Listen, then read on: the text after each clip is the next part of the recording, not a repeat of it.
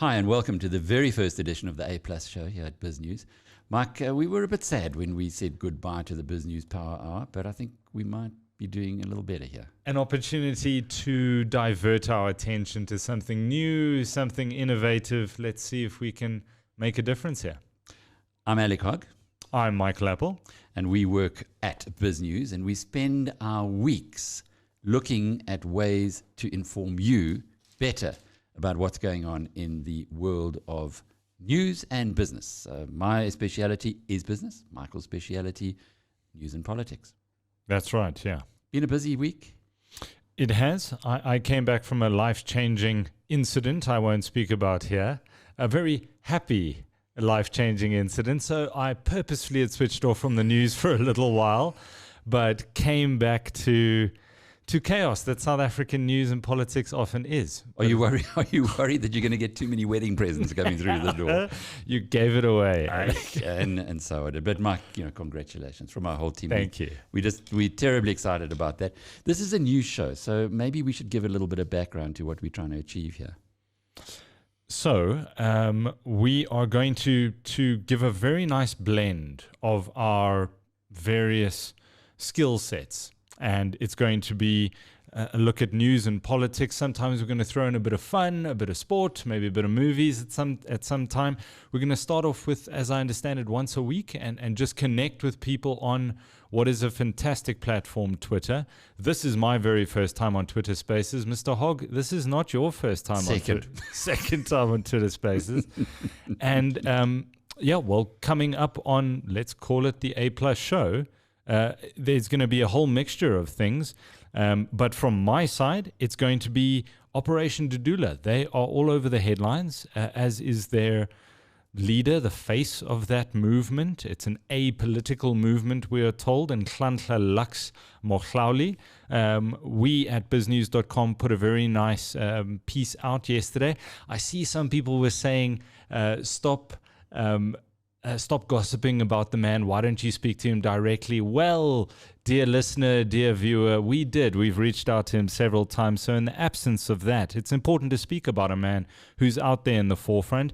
So I did my very, very best to put that together. So, and I spoke to a political analyst about Mr. Mahloele. Then we look at... You call him Mahloele, but he calls himself Dlamini. Just as a little aside, we did get it lined up for him to come, and well, not to come, but to talk to us a while ago. Yeah. And he didn't pitch.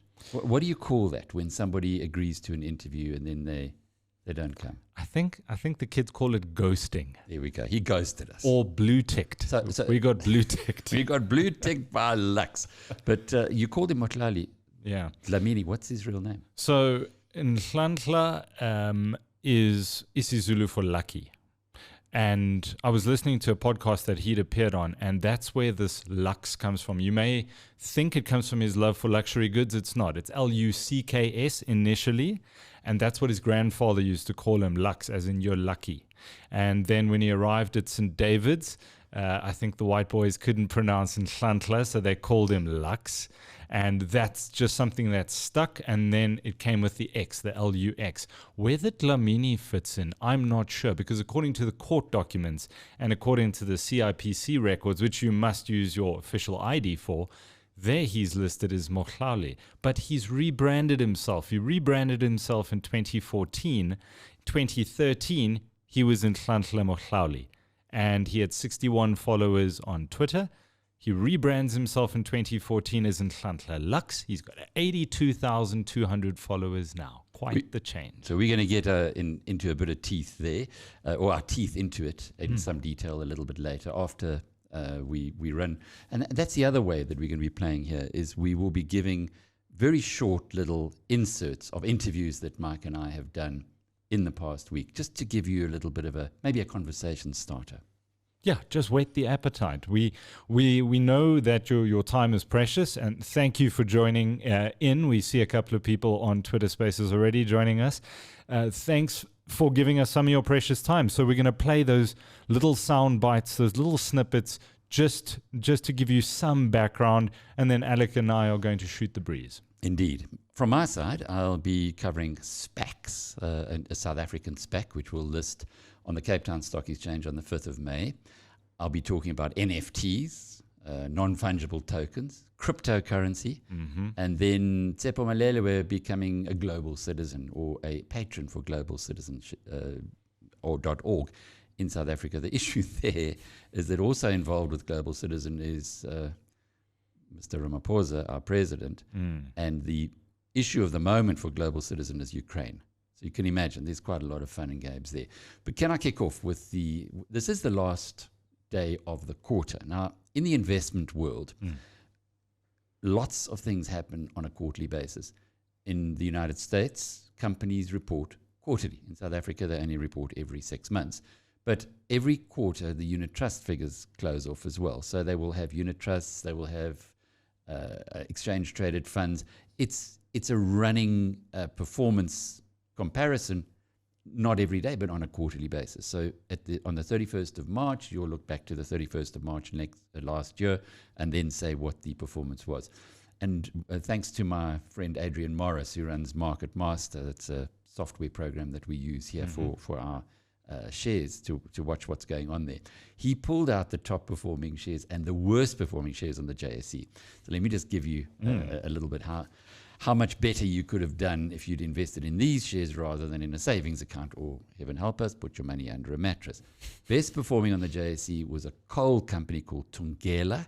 When it listed, I interviewed the CEO, and at the time he was telling us it was going to be very successful, but even he didn't know that the war would break out in Ukraine and that commodity prices would go through the roof. Thungela was up 103% in the last 3 months. Sure. HCI, that's a company that you know a little bit about, or certainly it's got something to do with ETV. In a former life. In a former life. That was up 58%. So I think people running around ETV will be smiling from ear to ear. Merafe, which is a minerals company, was up 50%. A potash company, Core Potash, was up 50%. Kumba, iron ore, massive company, 44% increase in the past quarter. Exaro, another coal company, up 38%.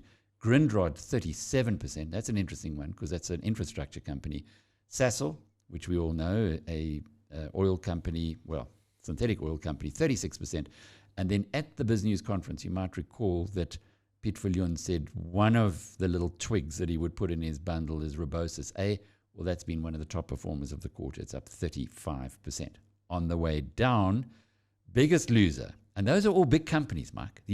Most of those are substantial companies. And what tends to happen is the little companies are the ones that you'd imagine are more volatile than the big ones.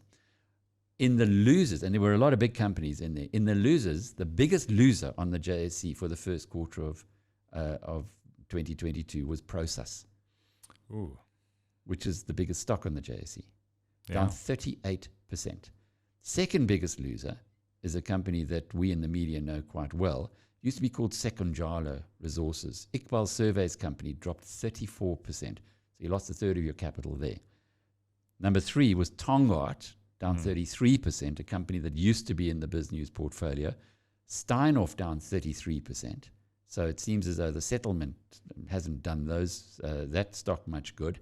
Avenge, which is in the BizNews portfolio, was down 33%. They said to us that it's because of accounting technicality, but whatever. Naspers, which is the cousin of Prosus, down 32%. And what is interesting, these are all big companies. It's not the rats and mice we're talking about here. Then Wilson Bailey, another BizNews portfolio. Fortunately, we got very little invested in Wilson Bailey and in Avenge, down 31%. Ellie's 28%, Massmart, a subsidiary of Walmart in the US, 25%, Karoo down 24%, and Barloworld down 24%. The last one, Barloworld, was a direct result of the invasion into Ukraine and what happened in Russia, because Barloworld has the Caterpillar franchise for Siberia. So those are the winners and losers of the first quarter, and I think every 3 months we'll pick up on them. Interesting, Alec. Do you have repeat offenders here? Or do these names always, there's gymnastics on this list? There's lots of gymnastics. What tends to happen is that the worst performers in one quarter can quite often be the best performers in the next one. So but this what is so unusual about the first 3 months of the year is that these lists have got big stocks. These are big stocks. Usually you will find lots of little rats and mice will appear on one or other list. But this is most unusual, that you'll have the big companies who are either the worst performers or the best performers, which is telling you that the stock market at the moment is a very dangerous place to be. It's almost like buy the share if you know the story or you've done your homework, and put it in a bottom drawer and close your eyes, because next quarter it could be the top performer, and this quarter you might be panicked into selling. So it's an interesting exercise to look at it on a quarterly basis, but sure, you shouldn't be basing your judgment on what to buy and sell as a result of that. Well, let's switch over to this Nhlanhla Lux story and go from business to politics for a second, even though it is not strictly speaking, a political organization. It's a groundswell movement, Operation Dudula. Dudula means to push back. And I earlier, in the absence of speaking to, if you will watch this at a later stage, you will see a very handsome Mr. Nhlanhla Dlamini in the image. Those on Twitter Spaces, you'll have to use your imagination here. But he's in a flight suit, he's in a helicopter, he is a pilot. He's a very complicated, layered character. He's clearly smart, he's clearly entrepreneurial. He is what, Alec, I don't know if you've ever seen the movie Catch Me If You Can. Of course, yeah. Leonardo DiCaprio. Mm-hmm. The true life story about Frank Abagnale, who is a doctor and then a lawyer and then a pilot. I mean, this guy is basically following the script of Catch Me If You Can. It's very interesting. So in the absence of speaking to Mr. Nhlanhla himself, I reached out to Dr. Ralph Matega. And Alec, if you'd be so kind, here's what he had to say when I asked him whether South Africans should be sitting up. Should we be worried? South Africans should be worried. The first point of concern is that operations such as that, they are not accountable to anyone. There is always the saying that they are accountable to members. They are pursuing the ideas that are agenda of the group that are being agreed upon by members. But usually they are not accessible to any kind of external review. This is an organization and a movement that no one knows the way in which it actually operates internally. It's not available for any external evaluation. I actually had quite applauded for Dr. Ralph Matlega this week. I get a missive from Prince Michael of Liechtenstein, and he's an extraordinary guy. Clearly he's royalty in Liechtenstein, but what he does is he puts together he's got a project to try and improve the world, and then he gets very well-known people from around the world to contribute to his project, and he actually featured Ralph Matlega on his website as one of their newest contributors. So how's that? Interesting.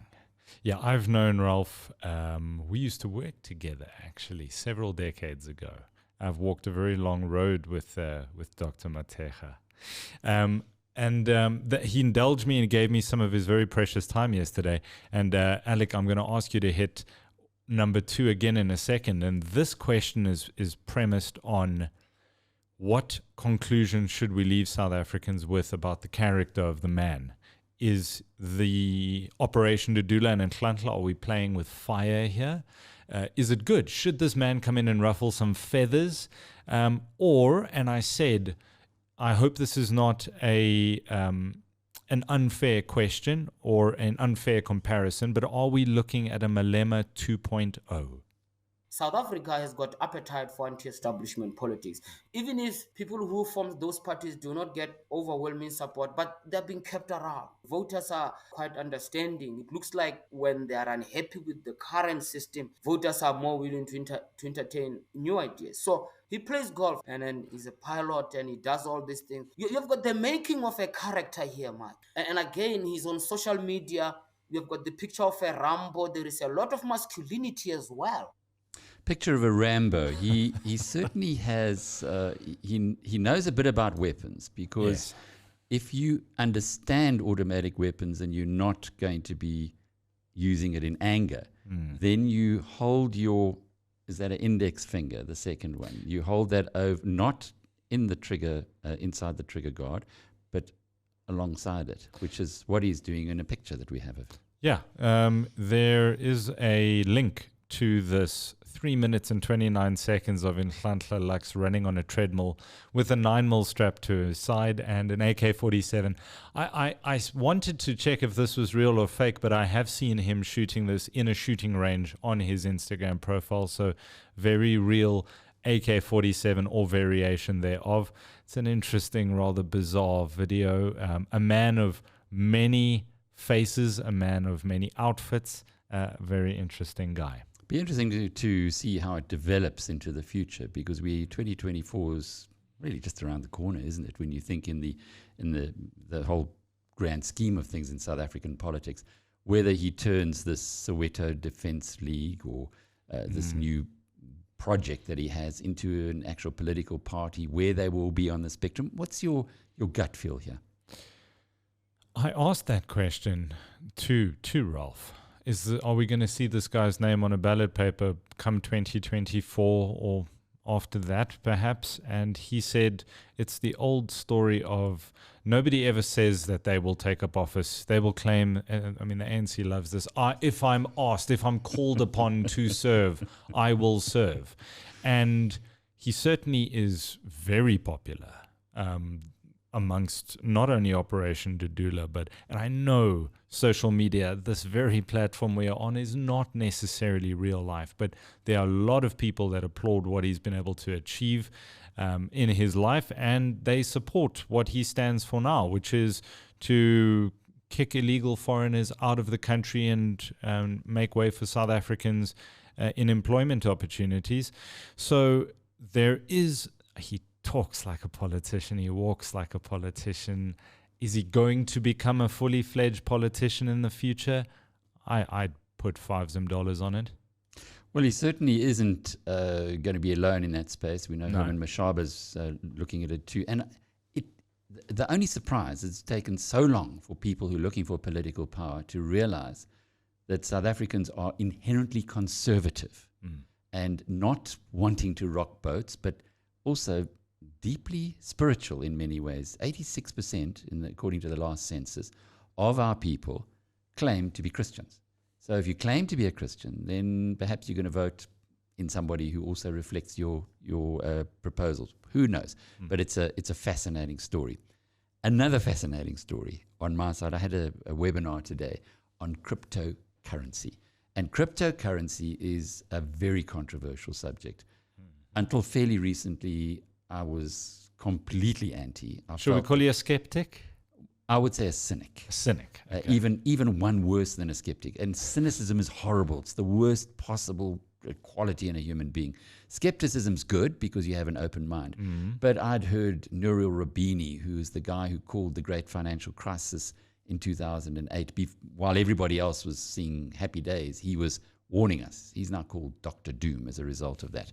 I've seen people like, or heard people like Charlie Munger and Warren Buffett. I even wrote a book on Warren Buffett. So clearly these are guys that I have huge reputation for, calling it rat poison, cryptocurrency. And then... Them's fighting words. Rat poison. Wow. And from Buffett. And then I read, at the BizNews conference, as you know, Stafford Marcy, who's been a pal of mine for many years and has been telling me to buy Bitcoin, since it was, I don't know, $5 or something. It's now $48,000. He gave a presentation there that kind of knocked my socks off. But more than that, he said, go and read, go and learn about it. So I did. And I took a book called The Bitcoin Standard, which he recommends as your first point of call. And having read through it, I won't say that I'm sold. I'm now Mr. Bitcoin flag waving. But you have bought. We've bought it. In the BizNews portfolio, we've bought into Bitcoin, and certainly we'll be going up to eventually 10% of the portfolio in Bitcoin. Wow. For reasons that I guess we can articulate in other ways. But today in the webinar, I learned something new again. So here I was thinking that Bitcoin as a store of value, good place to be, a little bit like gold, but it's a digital gold. But there's actually a whole lot more to this. And this is what Jonty Sachs from our partners at Geopolitics had to say about it. The first investment option is digital currency, Bitcoin, Litecoin, etc. The second really excites me, and that's utility tokens. And these are cryptocurrencies which are linked to, for example, a blockchain. So if you transact on the Ethereum blockchain, you don't pay a fee in Rand or dollars, you pay it in ETH, which is the native token to that blockchain. Ether has already seen over 1.2 million trades per day. So more protocols, businesses in this ecosystem are adopting Ethereum. And as a result, the price for ETH has really gone up. So that's all Greek to you. Let me just unpack it very briefly. Yes. There's this thing called the blockchain. It's like imagine you've got 1,000 accountants who are sitting around the country, just as a starting point. And they're all sitting with a book in front of them. And they are connected to each other.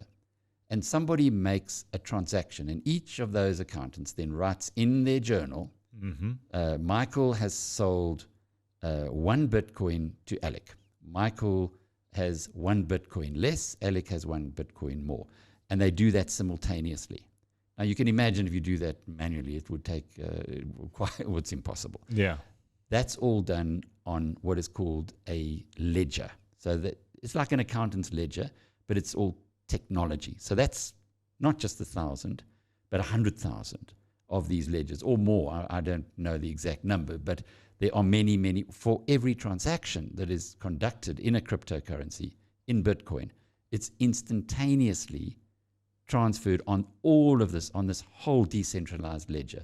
So nobody can cheat. Nobody can say, Michael, sorry, I didn't want to buy that Bitcoin from you, or you can't say to me, but hang on, I didn't sell that Bitcoin to this guy. I still own it. That's not possible. So that's in a very, very basic way how the blockchain works. What Jonty is explaining, and we leave Bitcoin to one side because that's got its own investment thesis, which I'm sure we're going to talk about at some point in the future. But what he's saying is that other companies are now using this blockchain technology, but they've got to pay to get those transactions registered by all those accountants, or the obviously virtual accountants, and they pay in a thing called ETH, because Ethereum, the company, has created these blockchains and created this way that you can actually use them. You can use this ledger, and it's got many, many uses. For instance, just think of property, title deeds of property. It'll be on the blockchain. Anyone can go and look at it. But when the Johannesburg municipality transfers one property to another, they would have to pay small numbers, but they would have to pay a number of ETH. Now, as he explained, there are 1.2 million transactions already that are happening in that ecosystem every month, and that's now starting to grow exponentially. So the value of ETH, if you were to buy it as a utility, as it were, is also going up. It's a massive, massive new field. And Stafford says it reminds him of the early days of the internet. And as you recall, in 1997, I went into internet publishing, at which time many of my colleagues in the journalistic fraternity looked at me and said, no, this guy's lost it. He's completely lost it. I remember Helen Ziller at the BizNews conference. I'll admit it, I was a little bit impressed when she started rambling off about blockchain and the uses of it in local government, tendering, being able to pay people. It's in a completely transparent fashion. Any thoughts on what Helen Ziller had to say at BNC3 about the usage and how far are we off? I mean, in South African terms, we must be decades off from this. Don't think so, because we leapfrog. It's a little bit like ATMs in this country. I mean, now we're talking about ancient history, but ATMs, when they were introduced into South Africa, gave us a leapfrog, and we were way ahead of the rest of the world in ATMs. It's been similar with our cell phone technology. We're not far behind when it comes to 5G. Indeed, if you go to the United States and compare their cell phones, their banking, certain technologies, we are far ahead. So this adoption, we're early adopters here. We're pioneers. Think of it, every single South African in their DNA in the last 5,000 years or 10,000 years will come from somewhere else, not the original First Nation, the Khoisan, outside of them, but everybody else has come from somewhere else into this country. Now, you need a certain gene to have that, a certain pioneering kind of spirit. Mm-hmm. And that's what we have. So I guess that could be one of the reasons why we're early adopters in many things. I can see us doing a leapfrog here, and who knows where it's going to end up. Well, let us leapfrog to our Commander-in-Chief, our President, Ramaphosa. This is an interesting story that just came out today on the presidency's website, and I saw a tweet from the South African Human Rights Commission. The issue of, and it's important that we as South Africans do not forget, do not pass over what happened in July last year. There needs to be accountability. There still needs to be questions asked of those in the executive, those in cabinet, who were in the levers of power while 50 million rand, no, is it 50? Billion. 50 billion rand was wiped off the books and 350 people lost their lives. So the number one, South Africa's first citizen, is going to be appearing at the South African Human Rights Commission tomorrow on the 1st of April, on April Fool's.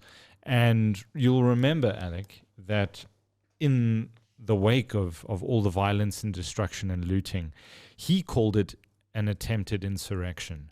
And then the defense minister at the time, Nosiviwe Mapisa-Nqakula, she came out saying, no, this is just simply counter-revolutionary. There's no attempted coup that's gone on there. And I mean, one can speculate, but that would eventually see her being removed as defense minister. And she now sits in parliament as the speaker and presides over motions of no confidence. But anyway, this is important because this is, I hope there are pointed questions that are going to be put to the head of state here.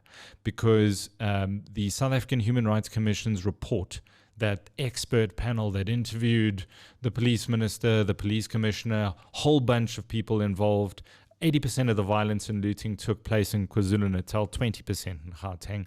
So after the interviews in KZN, they came out with this report, and it stated that ultimately the executive cabinet has to take responsibility for what happened. Now, I don't know about you, Alec. I haven't seen responsibility being taken. And if you want to tell me that the National Police Commissioner simply being asked to vacate his position, if that is accountability, then, we have a long way to go in this country. And I really hope that there is a better showing by the president than when he testified at the state capture inquiry. You'll remember, Alec, Advocate Erin Richards and I had a chat about what she believes is the deference that was shown to the head of state by the then Deputy Chief Justice when he was testifying, saying that he should have. It turned into a bit of a deny and giggle festival. When a really tough question was put to him, he would smile at the Deputy Chief Justice or at the chairman, and they'd have a bit of a giggle. So let's hope that when he appears before this Human Rights Commission on Friday, that there really is a tough line taken here, because South Africans deserve answers. It's a bit like what Warren Buffett says should be on remuneration committees of companies. Instead of Rottweilers, we have Maltese poodles. And in a case like this, the Rottweilers need to be baring their teeth at the Human Rights Commission. And certainly we don't want Maltese poodles. Mark, it's very personal for me. I'm from KwaZulu-Natal. I have a family there. I grew up there. I have many friends. And they went through absolute hell. Were it not for the taxi association coming on the side of the middle class, who knows what might have happened there. It was an extraordinary time where the police just disappeared. They were non-existent. The army was stuck in the barracks. So I'm not surprised that the Minister of Defense got her marching orders. It was a time that was well articulated at our second conference by Jason McCormick, who had a number of the shopping centers of his company, his family's company, attacked and looted. And he talks about getting 2 hours or 3 hours sleep in 72 hours of chaos. So this is not something we just sweep under the carpet and forget about. This is something that we need answers to as citizens of South Africa, to ensure that whatever happened, those who perpetrated are brought to book, and indeed that it does not repeat it. 50 billion rand is a lot of money. If you look at South Africa's GDP, in a year we spend 300 billion rand. So it's 1/6 of South Africa's GDP. Put a different way, for every rand that is spent in the country this year, in a whole year, imagine taking out something like 17 cents of it, of every rand spent, and putting that one side and say, well, that's the cost of the riots. It was massive. You know, the president stood in front of the nation and said that we know who the 12 masterminds, the instigators behind this are. You watch this space. Mr. President, we are still watching this space. Where are the masterminds? I hope they ask him that question tomorrow. Indeed. Okay, well, moving on to my next story, which is, remember I said to you that I've got some really strange acronyms. Well, the other one is a SPAC. And a SPAC, well, let me not tell you. Let's ask Warren Wheatley, who's the brains behind a company called AltVest, which will be listing on the Cape Town Stock Exchange on the 5th of May. Let him explain what a SPAC is. A SPAC is buying into a set of opportunities presented by the experience of the opportunity presenters. So in other words, you aren't buying into a particular company, you're buying into the personalities who have joined that company, who have anointed themselves as the opportunity finders. So it's real interesting, but maybe let me put it to you a different way.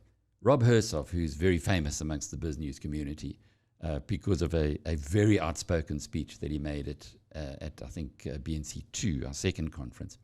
He has a SPAC in the United States where he and some pretty good miners around him went to the American investors and said, give us $400 million and we will find a gold mine in Africa that we will develop for you. They had nothing at the time.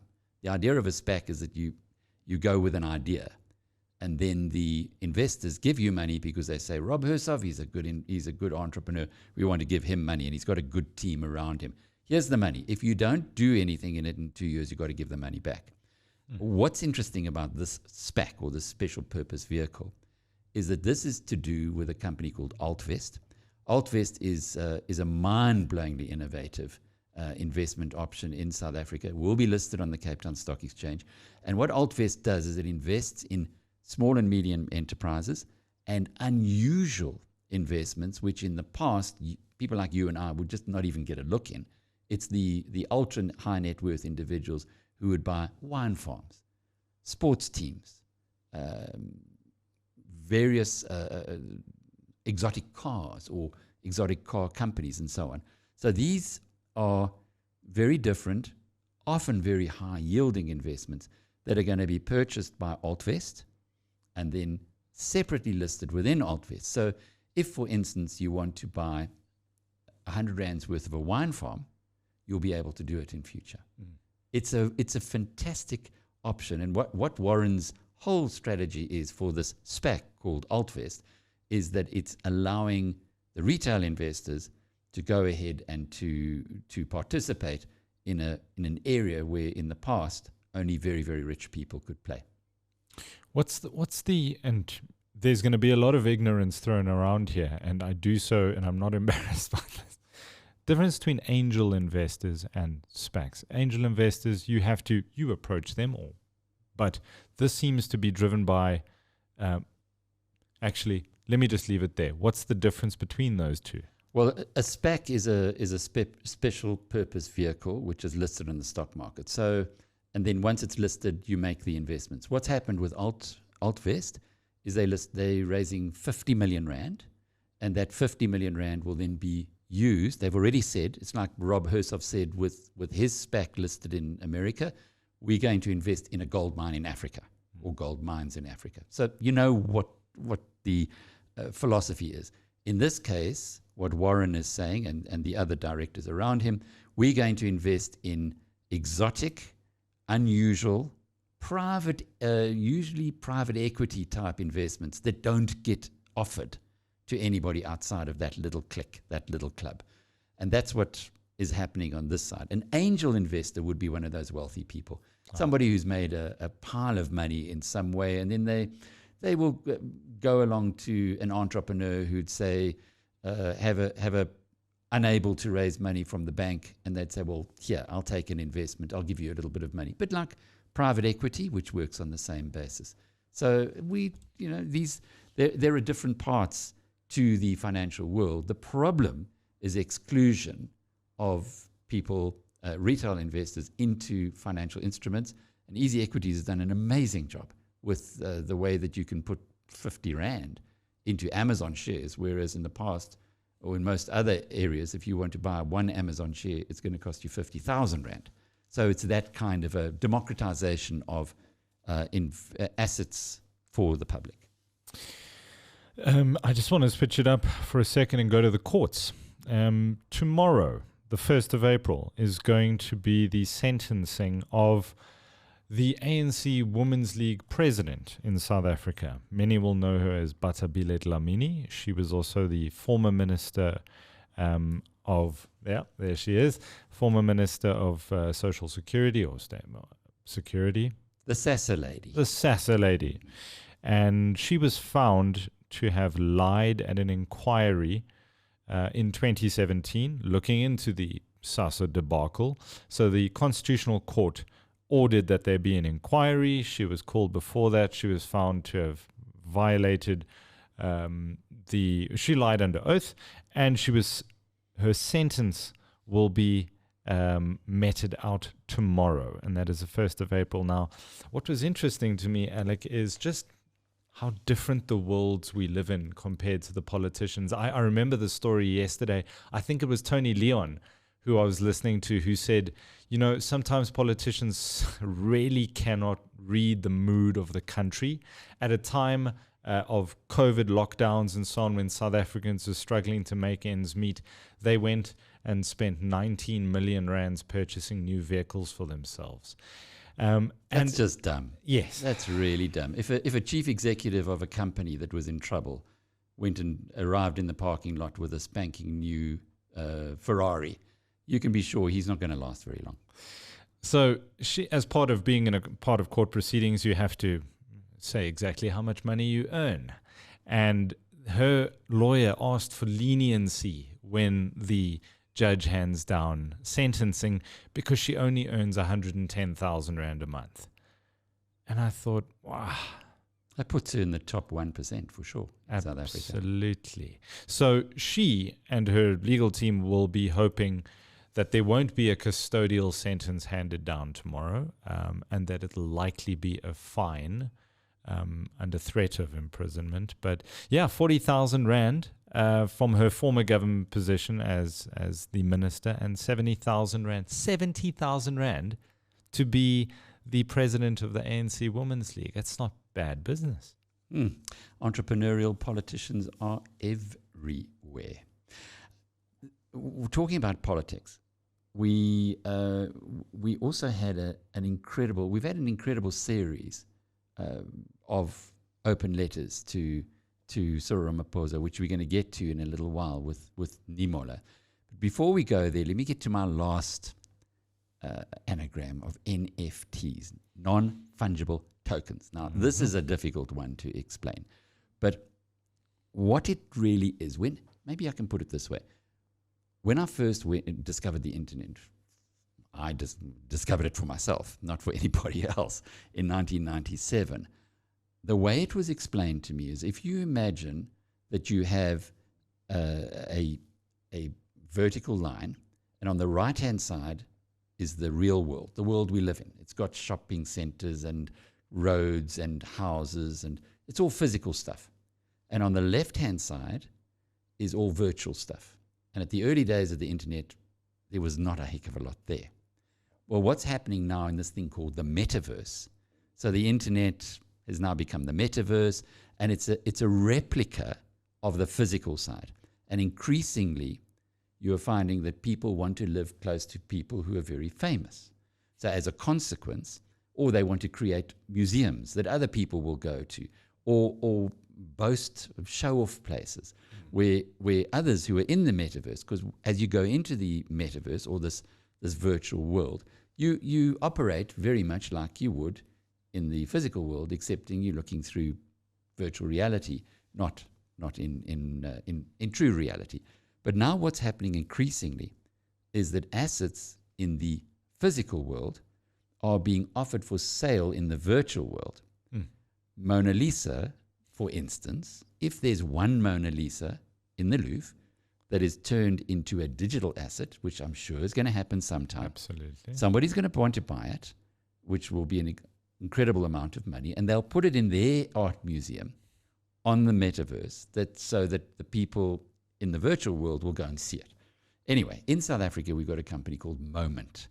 And Moment had a auction last Saturday at the Grand Cafe. Do you know the Grand Cafe in Cape Town? I do, yes. Well, it's an appropriate place to have young, hip, smart, wealthy. And it was an all-day affair, and they sold non-fungible tokens to the value of 8.1 million rand, which for a brand new area is an extraordinary amount of money. But the big thing that they sold there, the biggest part of it, was a digital copy of Nelson Mandela's arrest warrant, which sold to a guy from the UAE for $130,000. So now he's got the only copy outside of the one that sits in the Lilies Leaf farm. And I interviewed Oren Postumus, who's the chief executive of Moment, this company that mints NFTs in South Africa, just for a little bit of background on exactly what went on.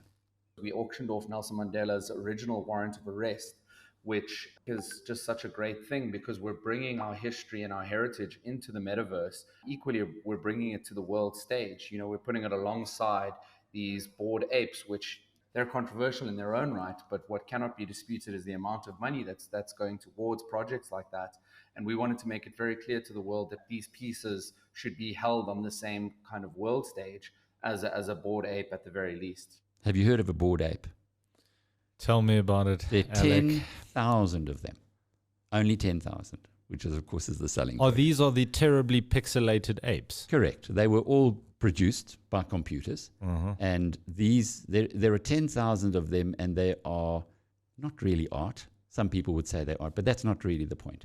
The point of a bored ape, if you're one of the 10,000 people in the world who owns one of these, it gives you membership of the Bored Ape Yacht Club.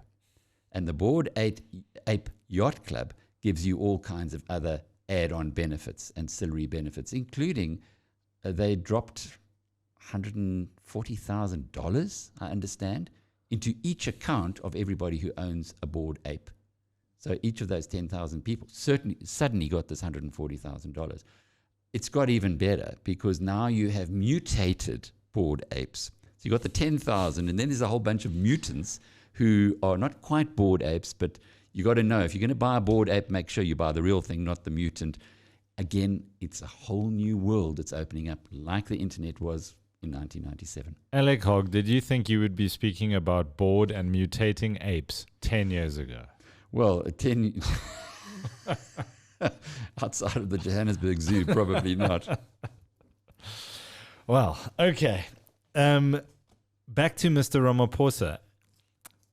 And this is a nom de plume, Mr. Niemoller. How do you know it's Mr.? Well, he, she, they. Niemoller. Mm-hmm. Niemoller. This is, and I've only been here a couple of months. I had to ask, who is Niemoller? How do we, who is this person? And I was told, well, the whole idea is that you don't know who they are and that they can be as open and honest so that there is no retribution.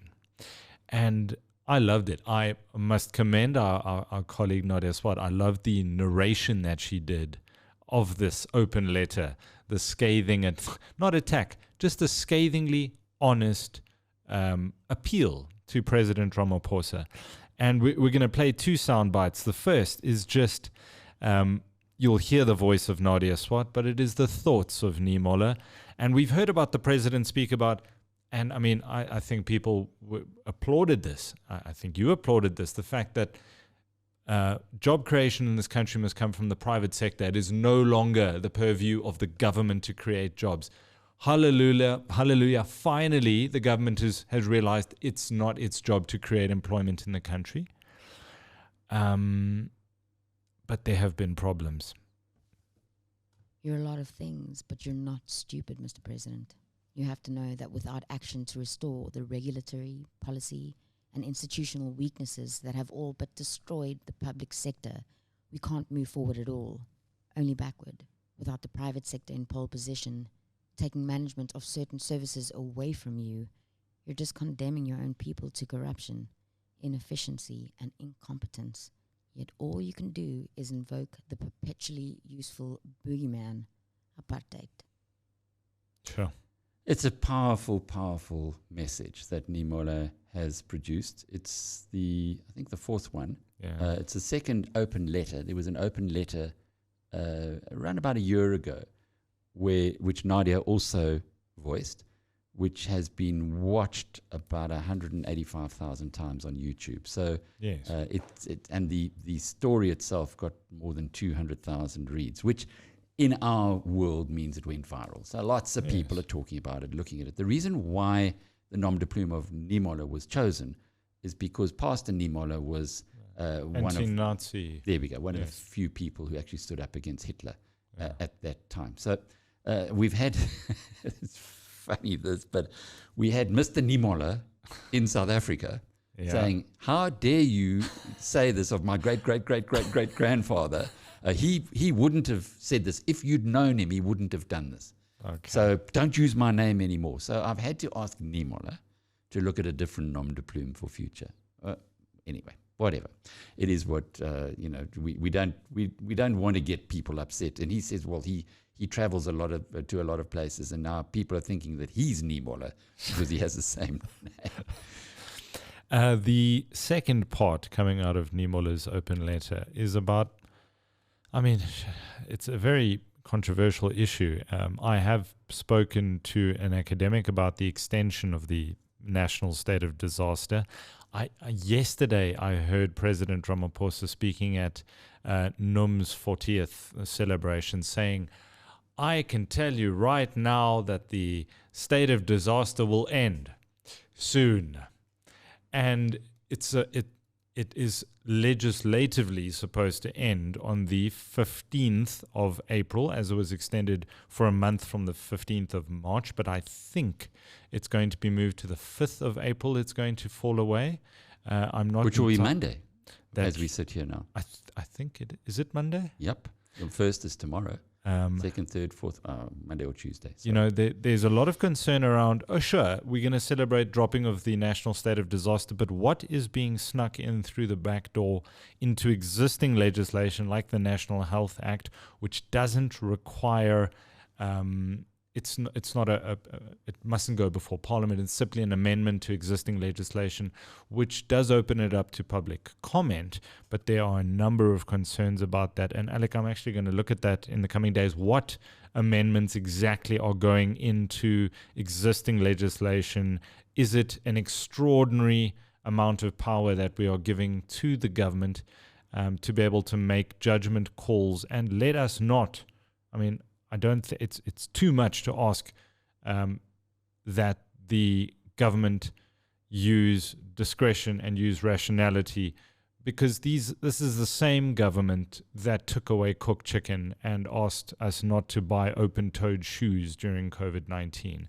So we can honestly not give them too much credit here. So let's look at Niemoller's second bite here about the state of disaster. And then you mess it up again, extending the state of disaster. This has to mean that your team don't have the faintest idea of what's going on. So bad that Professor Mardi has said that this decision is indicative of the NCCC being devoid of any understanding of the pandemic. We're done, Mr. President. We're just done with yet another opaque governing process displacing public policy making. This is just a cabinet power play. Wow. Yeah. And it's in that theme all the way through. I wonder if Cyril actually reads or listens to this. To this? Well, to Niemoller. Oh, to Niemoller. Well, we could always, you're well connected, Mr. Hogg. I'm sure you can get an email address for the president. Well, it'll be interesting in Davos, which we're both going to in May. So Yes. Mike and I are going to be walking around. Unusually for Davos, it'll be summer. The first time ever, because certainly in winter you have to have snowshoes, and it's going to be unusual. I've been there 16 times. It'll be the first time that I've gone there where I can recognize a blade of grass, which doesn't exist usually. But Cyril's there, and so is his group, and you get quite close. So it'll be interesting to see how we treat it. If we, the Niemoller twins, who kind of left out of the brand South African dinners, etc. We'll put it on a USB drive and try and slip it into his pocket. I'm sure, knowing him, and you might recall that I did the audio book of Anthony Butler's excellent biography on Cyril Ramaphosa. And when you do an audio book, you read through every line, and if you're fluffing here, you got to stop and redo it. So it took a long time. It's a long book. But from the kind of person that he is, and I'm a great admirer after reading that, he does play the long game. He is a sensible a human being with great integrity. I've got a lot of time for Ramaphosa, the person. The actions of Ramaphosa, the politician, sometimes do leave a bit to be desired, but remembering that he does have one of the more difficult jobs in the country, not just running this country, but running this country as the head of the ANC, which is, it's been said many times before, is a criminal syndicate. There's very few other ways of describing it. So how do you go in as the leader and fix a criminal syndicate? Yeah. Not easy. Yeah, well, President Ramaphosa and his utterings about what's going on in Eastern Europe at the moment. I'm trying to segue you into your last soundbite here. I hang my head in shame as a South African for what the government has been saying about, what South Africans think about as Putin would have it, the special military operations. No, it's a war. It is an invasion by one country of another, of what's going on there. In Niemoller's discussion, it also, Niemoller tells us that there is not two sides to the story, to the Ukraine story. And sometimes you have to believe that that is the case. For those who are still saying, well, Putin is justified because of NATO on his doorstep, etc., there are two things. No democracy has ever declared war on another democracy. That's the truth. Autocracies declare war on democracies, and sometimes it's vice versa. But that's never happened. And the second thing is that if we were in Russia now, you and I, this program would not happen because you need, well, in Russia they only have state media. Yes. So it's like the bad old days in South Africa where you had just the SABC when it came to television and radio. Yeah. You did have the private sector involved in newspapers and magazines, but the power of television and radio in South Africa back then, because the internet's changed it all, meant that we really were sending out a message, or a message was being received by the public, which was one that the government of the time, the apartheid government, was shaping. It's a similar thing in China as well, where in China you need a license, even to be a freelance journalist. And if you do get a license, you need to have a censor in your offices who checks everything that goes out. And the question to this is, if you believe an autocratic government which has complete power over the information that you receive, then perhaps you're being just a little naive, or perhaps very naive indeed. Anyway, this brings us to Ukraine, and it brings us to Tshepo Mahloele, who is the biggest single outside shareholder in Capitec. His stake in Capitec his brilliance was twofold. One, he bought in early. He bought Capitec at 30 Rand a share. It's now 2,200 Rand a share. And you work that out, it starts becoming crazy numbers. Yeah. He then doubled up at 300.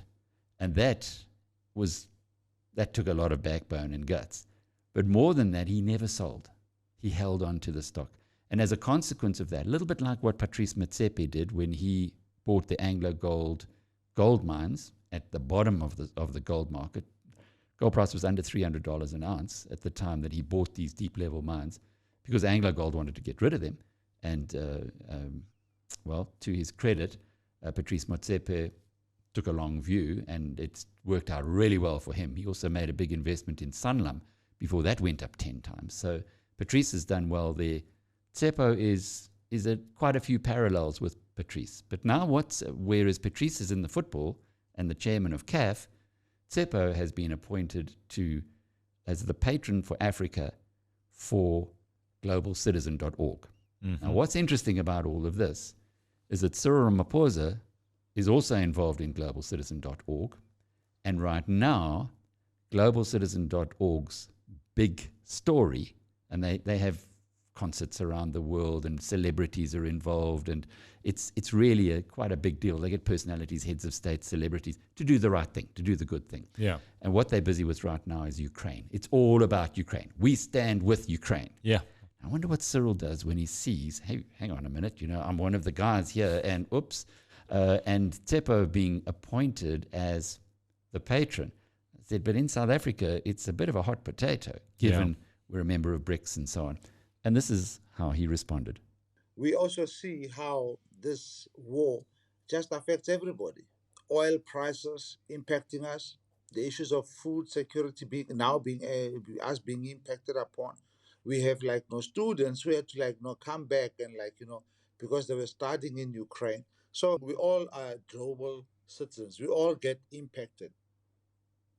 Interesting, and a nice way to end today, because we are global, we are part of the world. Globalcitizen.org emphasizes that. Well done to Tshepo, who's the chairman of Arena, the chairman of Harith, the company he started. He's very involved. EOH, they own a big slug of that as well. And of course, the biggest story for him is that he's the chairman of the consortium that's bought control of South African Airways. Yeah. I hope that's not a poison chalice for him, but that's Mr. Mahloele. Well, thanks, Alec. It's been a good 57 minutes. I think Spaces kicks us off after an hour. Well, we said that we would not push the limit of all those who joined us, but thank you very much for doing so. Next week, we're going to be asking you to put up your hand and contribute your questions. So we'll be opening up a bit more. We were a bit nervous to do that today because this is a first time. But thank you. Thanks for being with us, and for those who are picking up this conversation on YouTube and the recording on our podcasting platforms. We're here to serve you, so let us know if there's more that you want to know about. But Mike, thanks, man. Thanks, I enjoyed Mr. the Hogg. past hour, and look forward to many more in future. This time next week, same time, I think. Indeed.